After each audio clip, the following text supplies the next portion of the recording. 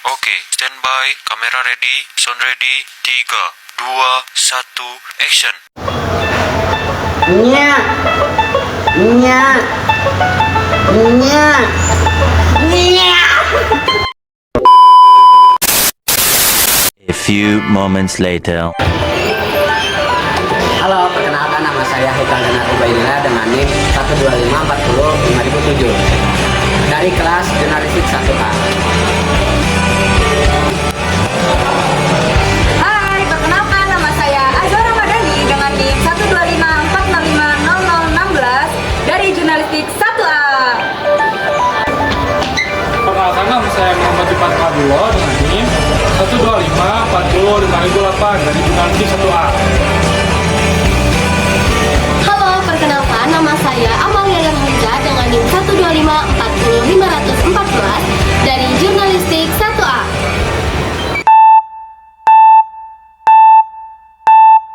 Tujuan bahasa Indonesia yaitu sebagai alat pemersatu bangsa yang memiliki keberagaman suku, budaya, dan bahasa daerah. Kedudukan bahasa Indonesia yaitu sebagai bahasa nasional dan bahasa negara. Fungsi bahasa Indonesia yaitu sebagai alat komunikasi, lambang identitas nasional, dan alat pemersatu bangsa yang beragam. Penerapan kaidah ejaan bahasa Indonesia. 1. Pemakaian huruf. 2. Penulisan kata. 3. Pemakaian tanda baca. 4. Penulisan unsur serapan.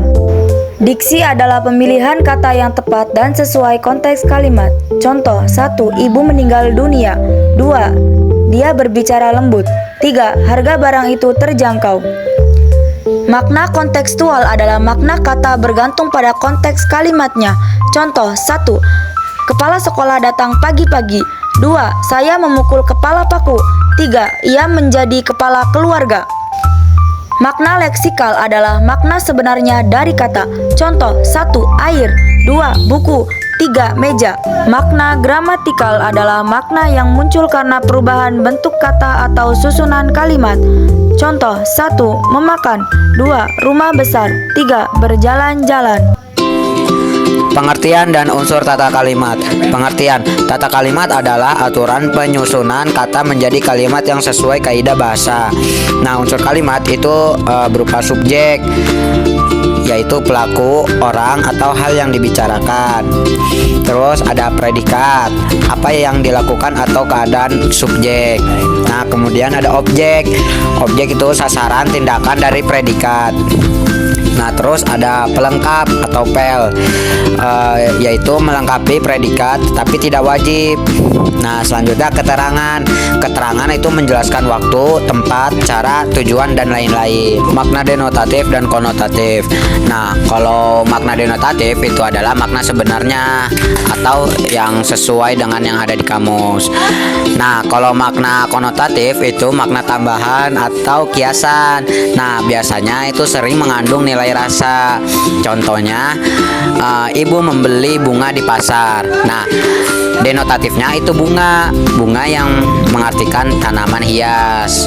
Nah, selanjutnya contohnya, dia menjadi bunga desa. Nah, konotatifnya itu gadis yang cantik. Nah, itu tuh mengartikan gadis yang cantik itu.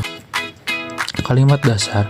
Kalimat dasar dalam bahasa Indonesia merupakan inti dari sebuah kalimat yang terdiri dari unsur-unsur wajib. Pola dasar ini biasanya meliputi subjek, predikat, objek, dan keterangan. Nah, selain dari itu, kita juga harus memperhatikan kelengkapan unsur dan kesejajaran satuan atau sering disebut keparelan. Intinya, kalau kita merinci, bentuk katanya harus sama. Kalau yang pertama kata kerja, selanjutnya juga harus kata kerja. Kalimat efektif. Kalimat efektif adalah kalimat yang gagasannya sampai ke pembaca atau pendengar secara tepat, jelas, dan tidak menimbulkan makna ganda. Adapun ciri-cirinya sebagai berikut, yaitu yang pertama, kesepadanan struktur. Yang kedua, kehematan kata. Yang ketiga, kelogisan makna. Yang keempat, kecermatan dan ketepatan. Paragraf adalah kumpulan kalimat yang membangun satu gagasan utama yang utuh. Struktur paragraf itu ada 3, yaitu yang pertama, kalimat utama. Kalimat utama adalah jantung paragraf yang berisikan ide pokok. Kalimat ini bisa di awal yang disebut deduktif ataupun di akhir yang disebut induktif. Yang kedua, kalimat penjelas. Ini adalah kalimat yang bertugas mendukung, merinci, dan menguraikan kalimat utama. Yang ketiga adalah penutup. Kalimat penutup adalah kalimat yang memberikan kesimpulan atau menyampaikan dan menegaskan kembali. Jenis-jenis paragraf. Yang pertama, paragraf naratif, yaitu paragraf yang menceritakan peristiwa, adanya alur dan tokoh. Yang kedua, paragraf deskriptif, yaitu paragraf yang menggambarkan objek agar pembaca seolah melihat atau merasakan. Yang ketiga, paragraf ekspositoris, yaitu paragraf yang menjelaskan informasi atau pengetahuan. Yang keempat, paragraf argumentatif, yaitu paragraf yang berisi pendapat yang disertai bukti untuk meyakinkan.